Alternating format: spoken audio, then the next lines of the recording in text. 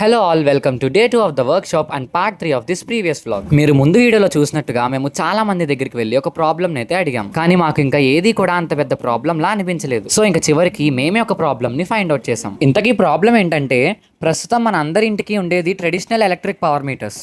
దీంట్లో ప్రాబ్లం ఏముంది అని అనుకుంటున్నారా? ఇక్కడే ఉంది అసలైన ప్రాబ్లం. నాకు తెలిసినంత వరకు ఇప్పుడు చాలా మంది ఫేస్ చేస్తున్న ప్రాబ్లం ఏంటంటే కరెంట్ బిల్. ఈ కరెంట్ బిల్ ఏదైతే ఉందో 1 మంత్ అయ్యేసరికి ఆ మంత్ కరెంట్ బిల్ ఎంత వస్తుందా అనేసి అందరిలో ఒక సస్పెన్స్ అయితే క్రియేట్ చేస్తుంది. ఆ మంత్ కరెంట్ బిల్ రాగానే ఇఫ్ ఇన్ కేస్ మనం అనుకున్న బడ్జెట్ కంటే కరెంట్ బిల్ బాగా ఎక్కువ వచ్చినట్లయితే అప్పుడు ఆ కరెంట్ బిల్ ని చూసి మనం చాలా రిగ్రెట్ ఫీల్ అవుతాం. ఇలా రిగ్రెట్ ఫీల్ అవ్వకుండా మనం అనుకున్న బడ్జెట్ లోనే కరెంట్ బిల్ రావాలి, మనీని పవర్ ని సేవ్ చేయాలి అని ప్రతి ఒక్కరికి ఉంటుంది. కానీ అది ఎలా అచీవ్ చేయాలి అనేది ఎవరికీ తెలియదు.